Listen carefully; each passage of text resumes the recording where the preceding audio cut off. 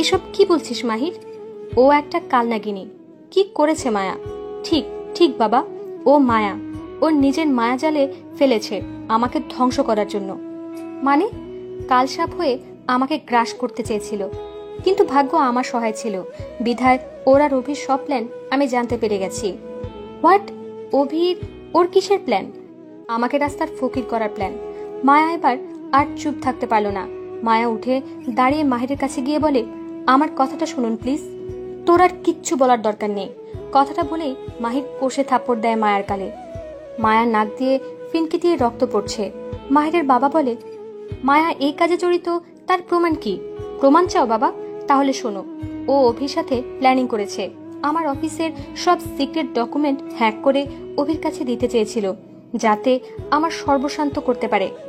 ওর plan মোতাবেক আমার PA থেকে বাই অ্যান্ড সেলের ফাইল নিয়ে এসে ওর জামা কাপড়ের মধ্যে লুকিয়ে রাখে। কালো বান্ধবীর সাথে শপিং করার নামে অভির সাথে দেখা করতে গেছে। অভির বাবা অবাক হয়ে মায়ের দিকে তাকিয়ে বলে, মায়া তুমি এমন? মাহিরের কথা শুনে আকাশ ভেঙে পড়ে মায়ের মাথায়। মায়া মাহিরের বাবার সামনে গিয়ে বলে, বাবা প্লিজ আমার কথাটা তো শুনুন। মাহির এসে আবারও কষে থাপ্পড় দেয় মায়ের গালে। মায়া ছিটকে টি টেবিলের উপরে পড়ে। মায়ার কপাল কেটে রক্ত পড়ছে। মাহির তার বাবার দিকে তাকিয়ে বলে, এখানেই শেষ নয় বাবা। ও একটা লোককে দিয়ে খাবার পাঠায় অভিকে। আজকে ওকে হাতে নাতে ধরার জন্য সব গার্ডদের সরিয়ে দিয়েছিলাম। সেই সুযোগে ওই লোকটি বাসায় আসে আর এই কালনাগিনীকে নিয়ে চলে যায় হোটেলের অভির সাথে দেখা করতে। তুমি হোটেলে গেছো অভির সাথে দেখা করতে? মাহির রেগে গিয়ে আরো জোরে উত্তর দেয়, দেখা করতে নয় বাবা, ও বাজে কাজ করতে গিয়েছে সেখানে। মাহির বিশ্বাস করুন, মায়া কাঁদছে আর বলছে, চুপ, একদম চুপ। আমি নিজের চোখে দেখেছি অভি তোকে জড়িয়ে ধরে কিস করছিল। মাহির আপনার দুটো পায়ে পড়ি, আমার কথা শুনুন। মাহির মায়াকে ধাক্কা দিয়ে দূরে সরিয়ে দেয়। মায়ের দিকে তাকিয়ে বলে, তোকে ভালোবেসেছিলাম নিজের থেকেও বেশি। তোর মাঝে নিজেকে খুঁজে পেয়েছিলাম। প্রথম দেখায় তোকে ভালোবেসেছিলাম। 2 বছর তোকে তন্ন তন্ন করে খুঁজেছি। তারপর যখন তোকে পেয়েছি, যাতে আর না হারাই ফেলি এজন্য বিয়ে করেছি। তোর এতই টাকার দরকার? অভির থেকে আমার ব্যাংক ব্যালেন্স 10 গুণ বেশি, তাও তুই আমাকে ঠকিয়ে অভির কাছে গেলি। মাহির মায়াকে তুলে গলা চেপে ধরে। মায়া অনেক কষ্ট করে বলে, আমার আর আপনার সংসার ভাঙার জন্য ওরা এমন করছে। তুই একটা কালনাগিনী, তোকে বিশ্বাস করি না। প্লিজ আমার কথা বিশ্বাস করুন। মাহির আবারও কষে থাপ্পড় দেয় মায়াকে। মায়া মাথা ঘুরে পড়ে যায় টেবিলের উপর। তখনই মায়া দেখতে পায় সেই হসপিটালের রিপোর্ট যেখানে কাল গিয়েছিল। মায়া তাড়াতাড়ি করে রিপোর্ট বের করে চেক করে। রিপোর্টের রেজাল্ট দেখে মায়া চোখ দিয়ে জল গড়িয়ে পড়ে। মাহির মায়ের চুলের মুঠি ধরে টেনে উঠিয়ে বলে, তুই একটা প্রস্টিটিউট। মাহির, এই নোংরা মুখে আমার নাম নিবি না, তোকে আমি শেষ করে ফেলবো। মাহিরের বাবা মাহিরের হাত ধরে বলে, না তুমি এমন কিছু করবে না, কারণ ওকে মেরে তুমি তোমার জীবন নষ্ট করবে কেন? না বাবা, ওকে এভাবে ছেড়ে দেওয়া যায় না। মাহির, ও একটা বেঈমান। মাহির খান বেঈমানদের পৃথিবীতে বাঁচিয়ে রাখে না। মায়া কাঁদতে কাঁদতে বলে, আমার কথা শুনুন। অনেক শুনেছি, আর না, এই শেষবার আমার কথা শুনুন। মাহির রিভলভার দিয়ে মায়ের মাথা ঠেকে ধরে। মায়ের চোখ থেকে অনবরত পানি পড়ছে। মাহিরের বাবা মাহিরের হাত থেকে রিভলভার নিয়ে বলে, ও তোমাকে নিঃস্ব করতে চেয়েছিল, কিন্তু পারেনি তো। তুমি ওকে ছেড়ে দাও। কখনো না। কুকুর মানুষ কামড়ায়, কিন্তু মানুষ কখনো কুকুরকে কামড়ায় না। ওকে ছেড়ে দাও আর সম্পর্ক শেষ করে ফেলো। মাহির মায়াকে ধাক্কা দিয়ে সরিয়ে দিয়ে বলে, বাবার জন্য তোকে ছেড়ে দিলাম। তোর সাথে সব সম্পর্ক শেষ। আর কোনোদিনও আমার সামনে আসবি না। চলে যা আমার সামনে থেকে, না হয়। মায়া হাত পা ধরে মাহিরকে বলছে, মাহির প্লিজ। মাহিরের বাবা রেগে গিয়ে বলে, তুমি এত বেহায়া, শুনতে পাচ্ছ না? মাহির তোমাকে চলে যেতে বলেছে। অবাক হয়ে মায়া উত্তর দেয়, বাবা আপনিও? ওই অপয়া মুখে আমাকে বাবা ডাকবে না। এই ঘরের সব দরজা বন্ধ আজ থেকে তোমার জন্য। মায়ের মনে জেদ চেপে যায়। মায়া চোখের পানি মুছে অভিমান করে বলে, ঠিক আছে চলে যাচ্ছি। আপনারা কেউ আমার কথা শুনলেন না। আমার দোষ না থাকা সত্ত্বেও আমাকে তাড়িয়ে দিলেন। এর জন্য আপনাদের পস্তাতে হবে। আর কখনো আসবো না আপনাদের কাছে। আপনাদের ভুল একদিন না একদিন ভাঙবে, সেদিন আর আপনারা আমাকে পাবেন না। কথাগুলো বলে মায়া দৌড়ে বের হয়ে যায় বাসা থেকে। মাহিরের চোখ থেকে 2 ফোঁটা নোনা জল গড়িয়ে পড়ে। মায়া কাঁদতে কাঁদতে রাস্তা দিয়ে হাঁটছে আর বলছে, আপনি আমাকে প্রস্টিটিউট বললেন? একবারও ভাবলেন না?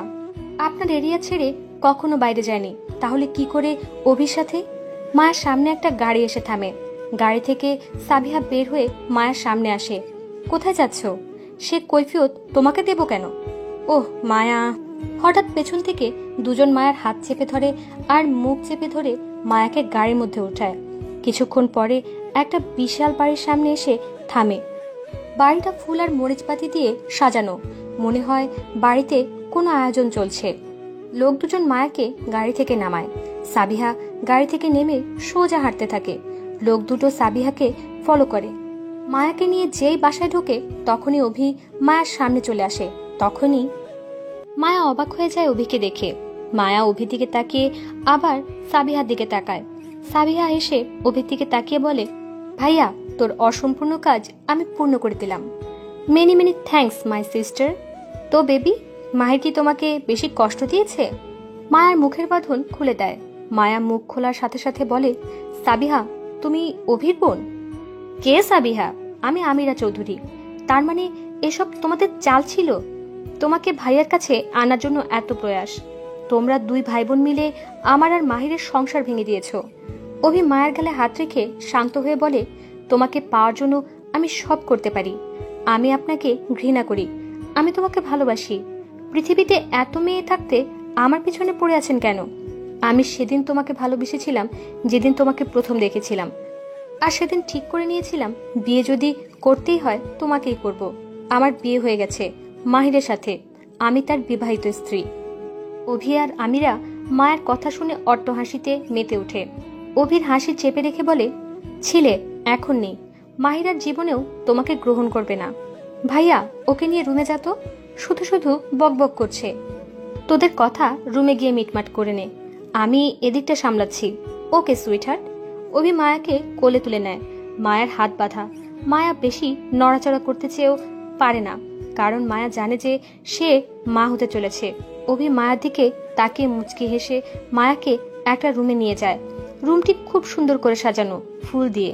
অভি মায়াকে দাঁড় করিয়ে দরজা বন্ধ করে দেয়। তারপর মায়ের কাছে এসে মায়ের হাতের বাঁধন খুলে দেয়।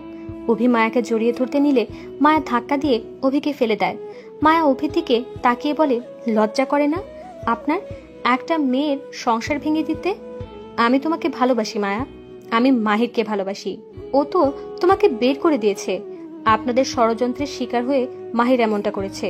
যত যাই করো, মাহির আর তোমাকে মেনে নেবে না। সমস্যা নেই, আমি মাহিরের স্মৃতি নিয়ে বেঁচে থাকবো। আমি তোমাকে বিয়ে করব, এখন এই মুহূর্তে, কখনোই না।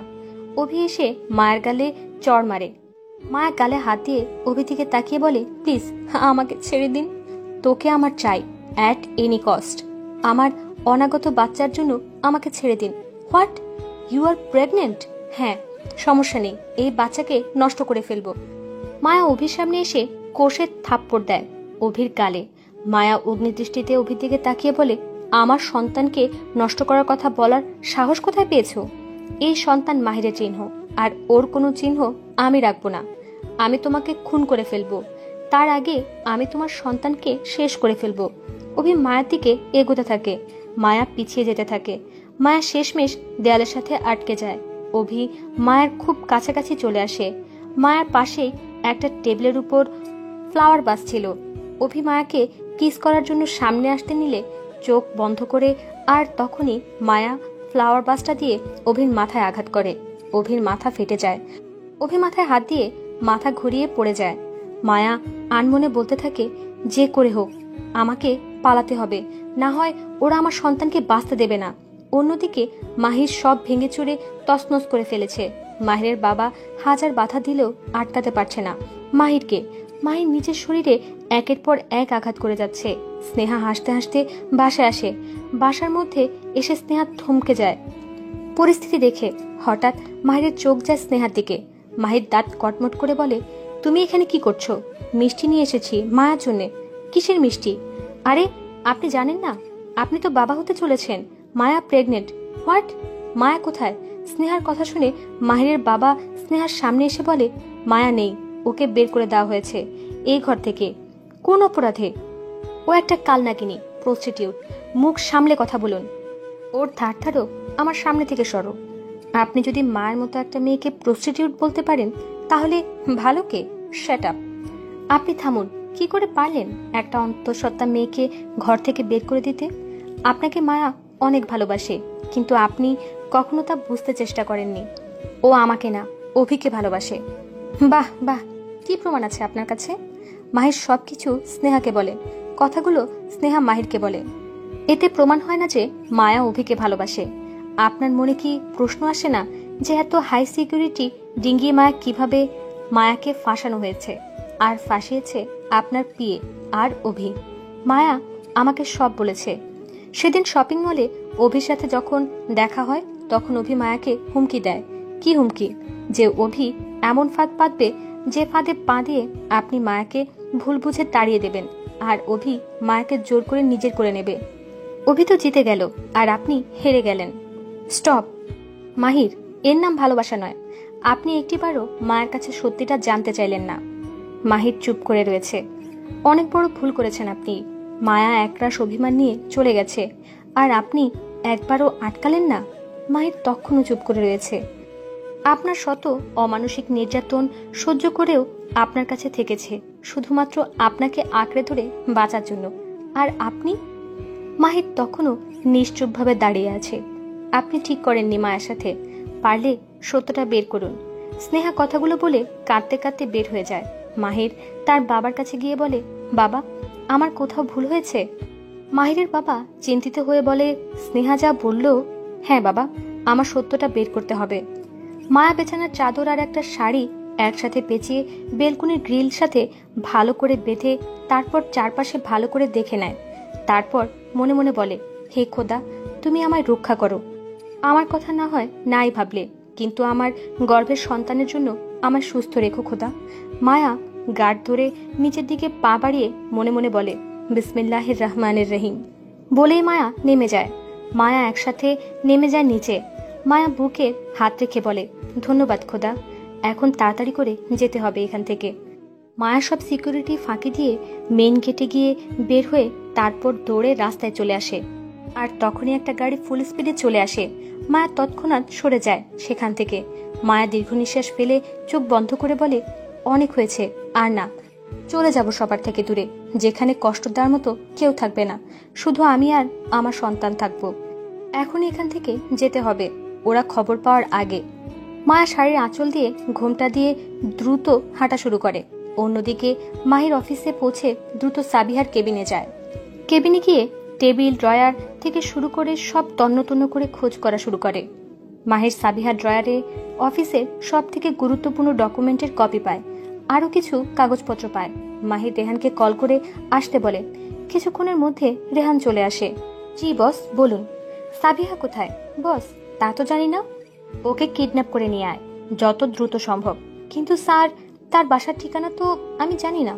আমি ওকে কল করেছি, লোকেশন ট্র্যাকিং কর। জি বস। রেহান কম্পিউটার নিয়ে বসে গুগল ম্যাপে সাবিহার কন্ট্যাক্ট নাম্বার দিয়ে লোকেশন ট্র্যাক করে। মাহির একের পর এক কল দিয়ে যাচ্ছে সাবিহাকে, কিন্তু সাবিহা ফোন রিসিভ করছে না। মাহিরের রাগ চরম মাত্রায় পৌঁছে গেছে। রেহান মাহিরকে বলে, বস, লোকেশন ট্র্যাক করে নিয়েছি। Very good.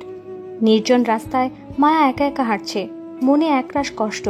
কিছু স্মৃতি ক্ষণিক্ষণের জন্য মধুময় হয়, কিন্তু সময় ফুরিয়ে গেলে তা অতিশয় বিষাদময় লাগে। মায়ের মন তাকে স্মরণ করিয়ে দিচ্ছে মাহিরের সাথে কাটানো সময়গুলো। মায়া নিজেকে শান্ত করতে চেয়েও পারছে না।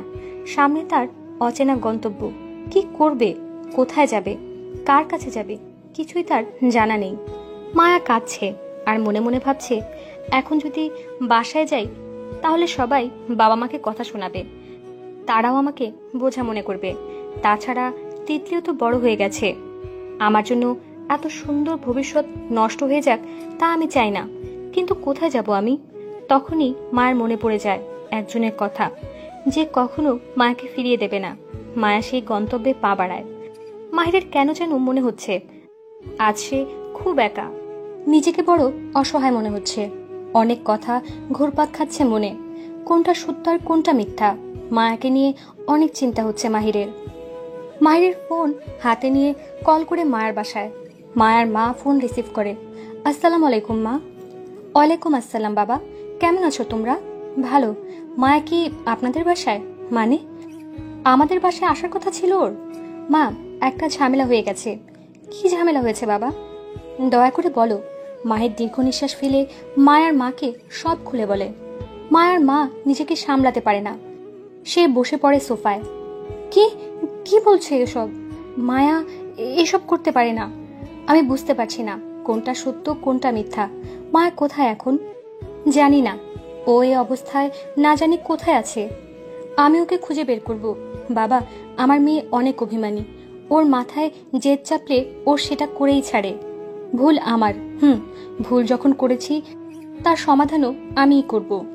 বাবা, ওর কিছু হওয়ার আগে আমার মেয়েটাকে খুঁজে বের করো। মা। এ কথা বলেই মাহির ফোন রেখে দেয়। মাহির আজ কাঁদছে। আজ প্রথম সে কাঁদছে। মায়ার জন্য মাহির তার অশ্রুসিক্ত চোখ দুটি আঙ্গুল দিয়ে চেপে ধরে বলে, অনেক বড় ভুল করে ফেলেছি আমি, যার কোনো ক্ষমা নেই। তোমার অভিমান ঠিক আছে মায়া, কিন্তু আমার থেকে দূরে সরে যেও না প্লিজ। মাহির ফোন বের করে তার স্পেশাল গার্ডকে কল করে। হ্যালো স্যার, আমি তোমার ফোনে মায়ার ফটো সেন্ড করছি। পুরো শহরে গার্ডদের টহল দিতে বলো। যেভাবেই হোক মায়াকে আমার সামনে নিয়ে আসবে অক্ষত অবস্থায়। আর ওকে যদি আনতে অক্ষম হও তাহলে সবার লাশ আমি কুকুর দিয়ে খাওয়াবো। জি স্যার, আমি এক্ষুনি সবাইকে বলছি। এ কথা বলেই ফোন রেখে দেয়। মায়ার পা ভারী হয়ে আসছে, তবুও হার মানছে না। তাকে এই শহর ছেড়ে বের হতেই হবে, তার অনাগত সন্তানের জন্য। মায়া অনেক ক্লান্ত, তার খেয়াল নেই তার পেছনে গাড়ি। বারবার হর্ন বাজানোর পরও মায়া শুনতে পায় না। গাড়ি ব্রেক করে একটা ছেলে রাগান্বিত হয়ে বের হয়ে খুব জোরে মায়ের হাত ধরে মায়াকে নিজের দিকে ঘুরিয়ে নেয়। মায়া আচমকা এভাবে এমন হওয়াতে চমকে যায়। ছেলেটার রাগের দৃষ্টিতে মায়ার দিকে তাকালেও নিমিষেই সব রাগ পানি হয়ে যায়। ছেলেটি মায়াকে বলে, মায়া তুমি? মায়া ছেলেটির দিকে তাকিয়ে অবাক হয়ে যায়। তুমি এখানে? আমারও একই প্রশ্ন। তুমি এখানে কি করছো, তাও রাস্তার মাঝখানে? এতটা কেয়ারলেস হলে চলে? ভাগ্যিস আমি ছিলাম, অন্য কেউ হলে তো ডিরেক্ট গাড়ি চালিয়ে দিত। কতবার হর্ন বাজাচ্ছিলাম, তুমি তো কানেই তুললে না। আসলে খেয়াল করিনি। হ্যাঁ, তুমি একটুও বদলাওনি। কোথায় যাচ্ছ? এই তো, চলো আমি পৌঁছে দিই। না না, আমি যেতে পারবো। চুপ করে গাড়িতে ওঠো।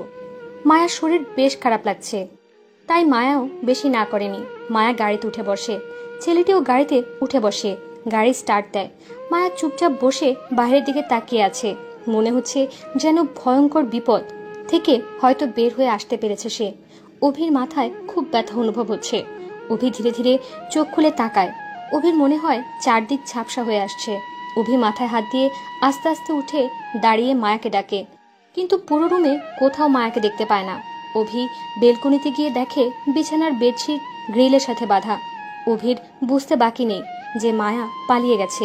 অভির রুম থেকে বের হয়ে আসে, চারদিকে তাকায়। রেহান লোকেশন অনুযায়ী পৌঁছে যায়। মাহির আরো কয়েকবার সাবিহাকে কল করে। শেষমেশ সতিষ্ঠ হয়ে সাবিহা কল রিসিভ করে। জি বলুন, কোথায় আছো? আছি বাসায়। কেন? আসলে তোমাকে একটা জিনিস দেওয়ার ছিল। কি সেটা? আসলেই দেখতে পাবে। আমি আসতে পারবো না, সেটা একান্ত তোমার ব্যাপার। তবে অনেক বড় একটা মিস করে ফেলবে। এত ভঙ্গিতা না করে বললেই পারেন কি সেই জিনিস, তোমার হাতে দিয়ে তারপর বলবো। কি হতে পারে? নাকি এটা মাহিরের কোনো চাল? এটা না আসলে তোমার ক্ষতি হবে, আমার কিছু হবে না। কোথায় আসতে হবে তুমি বলো, আমি ঠিকানা মেসেজ করে দিচ্ছি। ওকে। মাহির বাঁকা হাসি দিয়ে বলে, সব কিছুর মূল সাবিহা। এবার ওকে খুব ভালো করে টাইট দিতে হবে। তারপর অভি। বস, সাবিহা খুব চালাক, মনে হয় না সে একা আসবে। আমার হাত থেকে ওকে কেউ বাঁচাতে পারবে না। সাবিহা গাড়িতে উঠে তাড়াতাড়ি বের হয়ে যায়। ঠিকানা অনুযায়ী মাহির আগেই পৌঁছে যায় সেখানে। কিছুক্ষণের মধ্যে সাবিহা চলে আসে। সাবিহা গাড়ি থেকে নেমে সামনে তাকিয়ে দেখে মাহির গাড়ির সামনে হেলান দিয়ে পকেটে হাত রেখে দাঁড়িয়ে আছে। সাবিহা দ্রুত হেঁটে মাহিরের কাছে যায় আর বলে, তাড়াতাড়ি বলুন। আরে এত তাড়া কিসের? আমার কাজ আছে। কাজ তো এবার আমি করব। মানে? চারদিকে তাকিয়ে দেখো। সাবিহা চারদিকে তাকিয়ে দেখে সাবিহাকে মাহিরের গার্ডরা ঘিরে ধরেছে। সাবিহা অবাক হয়ে মাহিরের দিকে তাকায়। মাহির এসে সাবিহার মুখ চেপে ধরে গাড়িতে উঠিয়ে নিয়ে আসে। সাবিহার ড্রাইভার এটা দেখে গাড়ি ঘুরিয়ে বাসার দিকে নিয়ে যায়। অভি জোরে চিৎকার দেয়। সাথে সাথে বাড়ির সব সিকিউরিটি গার্ডরা চলে আসে। অভির জোরে চিৎকার দিয়ে বলে, বাড়িতে এতগুলো গার্ড থাকতে মায়া পালালো কি করে? আমিরা কোথায় গেছে? এখনই খুঁজে বের করো মায়াকে। ড্রাইভার দৌড়ে এসে অভির কাছে হাঁপাতে হাঁপাতে বলে, হ্যাঁ স্যার, আমিরা ম্যামকে কিডন্যাপ করেছে। অভি ড্রাইভারের কলার চেপে ধরে বলে, কে করেছে? তাকে আমি চিনি না, তবে অনেক মানুষ ছিল তার সঙ্গে।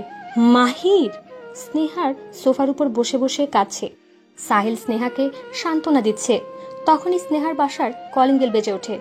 সাহিল স্নেহাকে বসতে বলে, দরজা খুলতে চলে যায়। সাহিল দরজা খুলে দেখে মায়া দাঁড়িয়ে আছে। সাহিল স্নেহাকে ডেকে বলে, স্নেহা, মায়া। মায়া নামটা শুনে স্নেহা দৌড়ে আসে। স্নেহা আসতেই মায়া জড়িয়ে ধরে হাউমাউ করে কান্না জুড়ে দেয়, সাথে স্নেহাও। পাশে থেকেই ছেলেটা স্নেহার মাথায় টোকা মেরে বলে, হ্যালো মিস। স্নেহা অবাক হয়ে বলে, তিলাত তুমি? আমি। বাইরে দাঁড়িয়ে রাখবে নাকি? ভেতরে আসো, মায়া আয়। স্নেহা মায়াকে নিয়ে ভেতরে আসে। স্নেহাকে মায়ের গালে হাত রেখে বলে, কোথায় না খুঁজেছি তোকে। স্নেহা প্লিজ আমাকে একটু তোর কাছে থাকতে দিবি? কি বলছিস তুই এসব? একটু মানে? তুই চাইলে আমার কাছে সারা জীবন থাকতে পারিস। তুই আমার বান্ধবী না, বোন, বুঝলি? এ কথা বলেই মায়াকে জড়িয়ে ধরে, আমি তোর কাছে সেটা যেন পৃথিবীর কেউ না জানে, কেউ জানবে না। সাহিল পাশ থেকে বলে ওঠে, মাহির। মায়া চোখ মুছে বলে, না, কেউ জানবে না। আমি চাই না কাউকে। যেখানে বিশ্বাস নেই সেখানে ভালোবাসাও নেই। আমি আর কখনো মাহিরের কাছে ফিরে যাব না। তিলাত অবাক হয়ে মায়ের দিকে তাকিয়ে জিজ্ঞেস করে, মাহির কে? স্নেহা তিলাতকে চোখ টিপ মেরে থামতে বলে। মায়ের দিকে তাকিয়ে বলে, মায়া ভেতরে চল। মায়া স্নেহার সাথে ভেতরে চলে যায়। স্নেহা মায়ের মাথায় হাত রেখে বলে, সব ভুলে যা। আমি সব জানি কি হয়েছে। তোকে শক্ত হতে হবে তোর সন্তানের জন্যে। তাহলে এখন ফ্রেশ হবি, চল। ভালো লাগছে না, একদম চুপ। তোর বাবুর জন্য তোকে সব টাইম টু টাইম করতে হবে। যাচ্ছি, সাবধানে, কেমন? স্নেহা একটি 3 পিস মায়ের হাতে দেয়। মায়া ওয়াশরুমে চলে যায়। স্নেহা সেই ফাঁকে তিলাতের কাছে যায়। তিলাত স্নেহাকে দেখে বলে, কি হচ্ছে? কিছু বুঝতে পারছি না। আমি তোমার সব খুলে বলছি। স্নেহা শুরু থেকে শেষ পর্যন্ত সব খুলে বলে তিলাতকে। তিলাত সবটা শুনে অবাক হয়ে স্নেহাকে বলে, এত কিছু হয়ে গেল? শেষমেশ আমার বিউটি কুইনের বিয়ে হয়ে গেল। যাই হোক, বাবা না হতে পেরেছি, মামা তো হতে পারবো। এ কথা বলে দীর্ঘশ্বাস ফেলে। স্নেহা তখন রেগে গিয়ে বলে, এই সিচুয়েশনে কেউ ফাইজলামি করে তিলাত? কিছু একটা করতে হবে। মনে মনে তিলাত বলতে থাকে। স্নেহা আর সাহিল ভাবছে মায়ার কথা, কিন্তু তিলাত ভাবছে অন্য কথা। মাহির হকি স্টিক হাতে নিয়ে আমিরার চারপাশে ঘুরছে। আমিরাকে একটা অন্ধকার রুমে রাখা হয়েছে।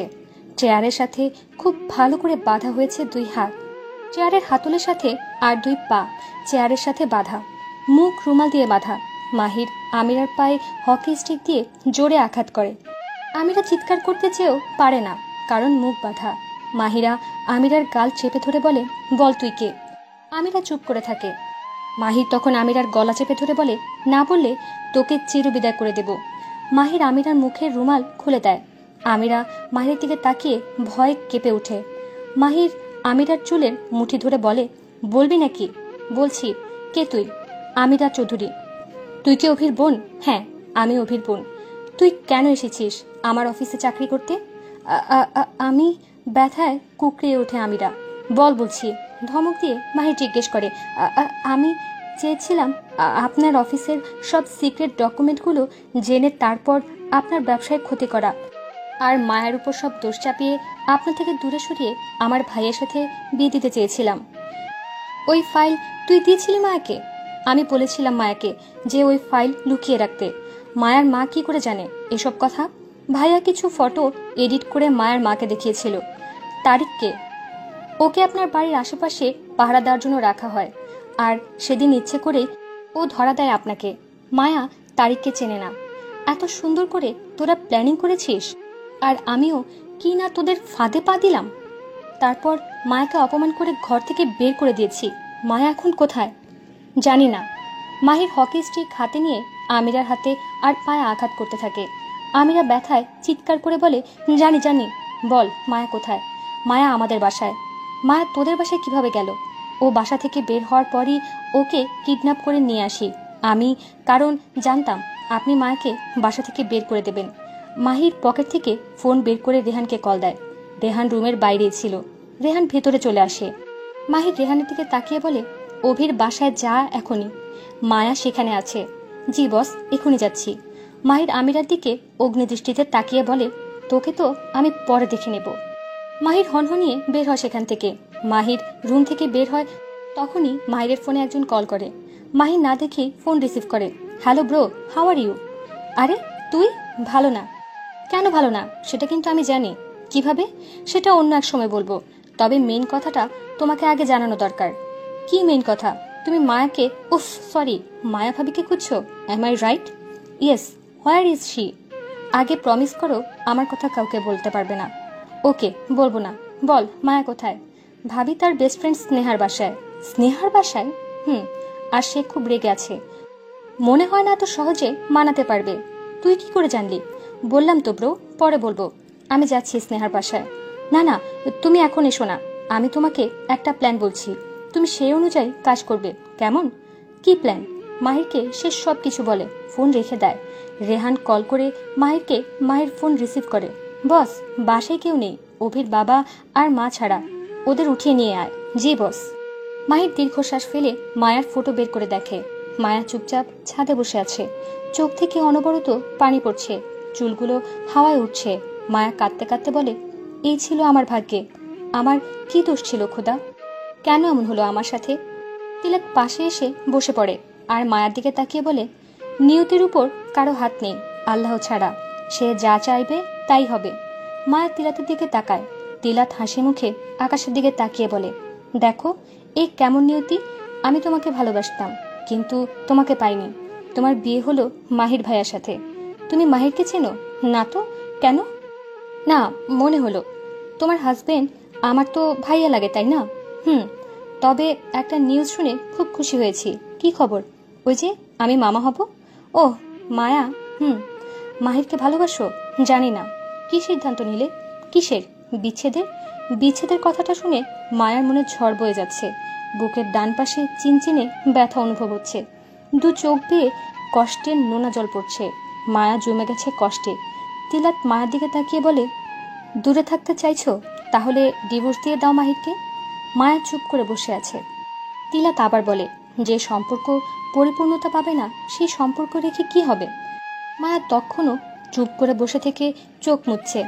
তোমার সন্তান যখন এই পৃথিবীর আলো দেখবে, তখন তাকে কি পরিচয় দিয়ে বড় করবে? মায়া তখনও কোনো কথা বলে না, চুপ করে বসে আছে। তোমার সন্তান যখন তার পিতৃ পরিচয় জানতে চাইবে, তখন কি বলবে? মায়া তখনও চুপ। ভালোবাসায় অভিমান, রাগ থাকবে, তাই বলে তুমি হুট করে সারা জীবনের সিদ্ধান্ত এক মুহূর্তে নিতে পারো না। মায়া চুপ করে আছে। তিলাতের দিকে তাকিয়ে সে দেখছে তিলাতকে। তোমাদের রসানলের শিকার তোমার অনাগত সন্তান কেন হবে? সে তো কোনো দোষ করেনি। মায়া এসব শুনেও চুপ করে আছে। একটা মেয়ে যখন তার স্বামীর থেকে আলাদা হয়ে যায়, তখন এই সমাজ তাকে বিষাক্ত সাপের ন্যায় ঠোকরাতে থাকে। একাকিত্ব আর নিঃসঙ্গতা তো তাকে গ্রাস করেই। সেই সাথে সমাজে কিছু মানুষরূপী কীট থাকে, তাকে শান্তিতে থাকতে দিতে চায় না। মায়া চুপ করে শুনে আছে। তিলাত তখন বলে ওঠে, আমি তোমাকে মাহির ভাইয়ের কাছে যেতেও বলবো না, আর তার থেকে দূরেও যেতে বলবো না, কিন্তু তোমাকে সব দিক ভেবে সিদ্ধান্ত নিতে হবে। কথাগুলো বলে তিলাত উঠে চলে যায়। মায়া চুপচাপ নির্বাক হয়ে বসে আছে। কি হবে এই সম্পর্কের শেষ পরিণতি? এতই কি ঠুনকো এই সম্পর্ক? মায়া আকাশের দিকে তাকিয়ে আছে। আকাশটা এত বিশাল, রাতের পরে দিন আসে, দিনের পর রাত। আচ্ছা, আকাশের মনেও কি কষ্ট আছে? আকাশের উপর যখন বর্ষার বিচরণ হয়, তখন এক পশলা বৃষ্টি নেমে যায়, সেটাই কি তার কষ্টের বহিঃপ্রকাশ? আবার যখন সোনালি রোদ ওঠে, তখন কি তার প্রশান্তি? মায়া তার পেটে হাত রেখে বলে, তুই বল আমি কি করব? যেখানে বিশ্বাস নেই সেখানে ভালোবাসা কি করে থাকে? মাহিরের সব অত্যাচার আমি মেনে নিয়েছিলাম ভালোবেসে। মাহিরকে যখনই ভালোবাসতে শুরু করি, তখনই সে জাগ্রত ভালোবাসাকে চূর্ণ বিচূর্ণ করে দেয়। তারপরও আমি মাহিরকে ভালোবেসেছি। মায়া চোখের পানি মুছে আবারও বলে, পরিস্থিতি আমাকে ফাঁদে ফেলেছে। মাহির কি করে ভাবলো যে আমি তাকে ঠকানোর জন্য অভির সাথে হাত মিলিয়েছি? আপনাকে তো আমি ভালোবাসি, আর ভালোবাসার মানুষকে কেউ ঠকাতে পারে না। আজ আপনাকে আমার সবচেয়ে বেশি প্রয়োজন, কিন্তু আপনি পাশে নেই। না, আমি আপনার কাছে যাব না। আপনি যদি আমাকে ভালোবেসে থাকেন তাহলে আপনি আমার কাছে আসবেন। আপনাকে উপযুক্ত শিক্ষা আমি দিয়েই ছাড়ব। সব কষ্ট সহ্য করা যায়, কিন্তু ভালোবাসার কষ্ট সহ্য করা যায় না। আপনাকে এর শাস্তি পেতেই হবে। মায়া উঠে দাঁড়িয়ে শাড়ির আঁচল দিয়ে চোখ মুছে দৌড়ে রুমে চলে যায়। মায়া যাবার পর তিলাত আড়াল থেকে বের হয়ে বলে, কি আজব পৃথিবীর নিয়ম। কেউ ভালোবাসা পেয়েও দূরে সরিয়ে দেয়, আবার কেউ ভালোবাসা না পেয়ে জোর করে নিজের করার জন্য উঠে পড়ে লেগেছে। আবার অন্য প্রেমিক সেই খেলা দেখছে। বাহ! তবে যে করেই হোক, এর একটা বিহিত করতেই হবে। মাহির তার বাসায় সোফায় বসে আছে, নিচের দিকে তাকিয়ে। মাহিরের চোখ দুটো রক্তের মতো টকটকে লাল হয়ে গেছে। মাহির তার হাতে রিভলভার নিয়ে টিগারের দিকে তাকিয়ে আছে। সামনেই অভির বাবা আর মা বসা, তাদের হাত পা বাঁধা।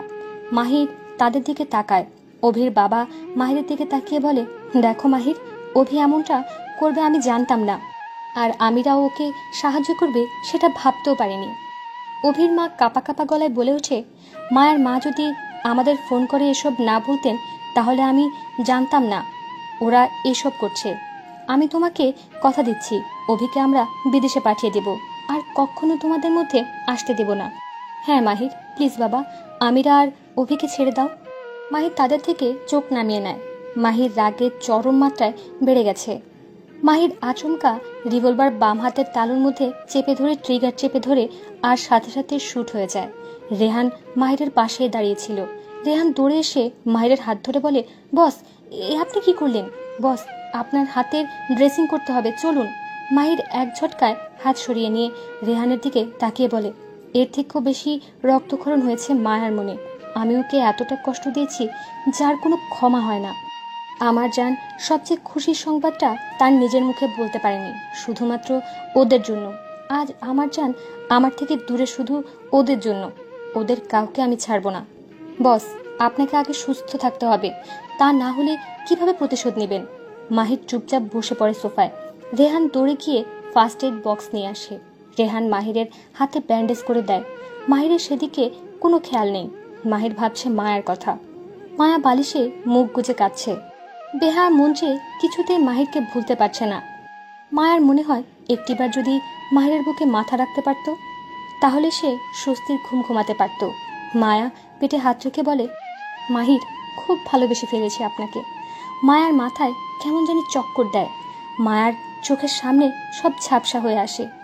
মায়ার গলা ধরে আসছে, শ্বাস প্রশ্বাস নিতে খুব কষ্ট হচ্ছে। মনে হয় এই বুঝি দম বন্ধ হয়ে যাবে। মায়ের পেটে হাত রেখে বলে, আমার এমন লাগছে কেন? না, আমাকে ভালো থাকতে হবে। আমার সন্তানের জন্য আমাকে ভালো থাকতেই হবে। মায়া শরীরের শক্তি সঞ্চয় করে জোরে চিৎকার দেয় স্নেহার নাম ধরে। স্নেহা তিলাত ড্রয়িং রুমে বসে কথা বলছিল। মায়া চিৎকার শুনে দুজনেই দৌড়ে রুমে আসে। এসে দেখে মায়া অজ্ঞান হয়ে গেছে। স্নেহা মায়ের হাতের পালস রেট চেক করে। তিলাত মায়ের হাত ধরে বলে, ওকে এখনই হাসপাতালে নিতে হবে। ঠিক বলেছ। তিলাত তাড়াতাড়ি করে মায়াকে কোলে তুলে নেয়। তারপর স্নেহা আর তিলাতও একসাথে হাসপাতালে নিয়ে যায় মায়াকে। হাসপাতালে এনে মায়াকে অ্যাডমিট করানো হয়। ডাক্তার মায়াকে চেক আপ করে। পেশেন্ট কি প্রেগনেন্ট? স্নেহা ডাক্তারের দিকে তাকিয়ে বলে, জি। ডাক্তার চরমভাবে বিরক্ত হয়ে বলে, এই অবস্থায় তাকে এত প্রেশার দেওয়া ঠিক হয়নি। মেন্টালি ডিপ্রেশনের জন্য তার এই অবস্থা। পেশেন্ট অতিরিক্ত দুর্বল, তার উপর প্রেগনেন্ট। আসলে পেশেন্টের হাজবেন্ডকে? তিলাত থমথম খেয়ে স্নেহার দিকে তাকিয়ে বলে, আমি পেশেন্টের ভাই, আর এই হচ্ছে বোন। আসলে দুলাভাই দেশের বাইরে থাকেন, তো তাই আসতে পারেননি। এখন পেশেন্টের বিশেষ দেখভাল দরকার। এখন থেকে যদি স্টেপ না নেওয়া হয় তাহলে সন্তান ভূমিষ্ঠের সময় মা এবং সন্তানের জীবন হারানোর ঝুঁকি অনেক বেড়ে যাবে। হ্যাঁ, আমরা সব সময় খেয়াল রাখবো। আপাতত ঘুমের জন্য ইনজেকশন পুশ করেছি। এখন আর কেউ বিরক্ত করবেন না তাকে। জি। ডাক্তার বের হয়ে যায়, সাথে সাথে তিলাত আর স্নেহাও। স্নেহা তিলাতের দিকে তাকিয়ে অস্পষ্ট স্বরে বলে, মায়ার কি হবে? আমিও তাই ভাবছি। স্নেহার তিলাত দুজনে ভারী টেনশনে পড়ে যায়। মায়া হসপিটালের বেডে শুয়ে আছে। মায়ার চোখ তলিয়ে গেছে ঘুমের দেশে। মায়া দেখতে পায় তার সামনে একটি ফুটফুটে বাবুর দোলনার মধ্যে শুয়ে খেলছে। মায়া দৌড়ে যায় বাবুটার কাছে। বাবুটা মায়াকে দেখে একটা হাসি দেয়। হাসিটা দেখে মায়ার প্রাণ জুড়িয়ে যায়। চোখের কোণে বিন্দু বিন্দু পানি জমে গেছে। মায়া অনেক চেষ্টা করেও চোখের পানি ধরে রাখতে পারল না। চোখের কোণ বেয়ে অশ্রু বিন্দুটি গড়িয়ে পড়ল, কিন্তু এই অশ্রু বিরহের নয়, বরং আনন্দের। মায়ার চোখের পানি মুছে বাচ্চাটিকে কোলে নেওয়ার জন্য হাত বাড়িয়ে দেয়। তখনই মায়ার মনে হয় কোনো এক অদৃশ্য শক্তি মায়াকে টেনে পেছনে যাচ্ছে। মায়া শত চেষ্টা করেও নিজেকে স্থির রাখতে পারছে না। মায়া পেছনে তাকিয়ে দেখে পেছনে ঘুটঘুটে অন্ধকার, কিছু দেখা যাচ্ছে না। মায়া চায় না সেই নিষ্পাপ শিশুটিকে রেখে ঘন কালো অন্ধকারে হারিয়ে যেতে, তবুও সেই অদৃশ্য শক্তির আকর্ষণ থামছে না। মায়া জোরে চিৎকার দিয়ে ওঠে। মায়ার চিৎকার শুনে স্নেহার তিলাত দৌড়ে চলে আসে মায়ার কাছে। এসি চলা সত্ত্বেও মায়ার পুরো শরীর ঘেমে একাকার হয়ে গেছে।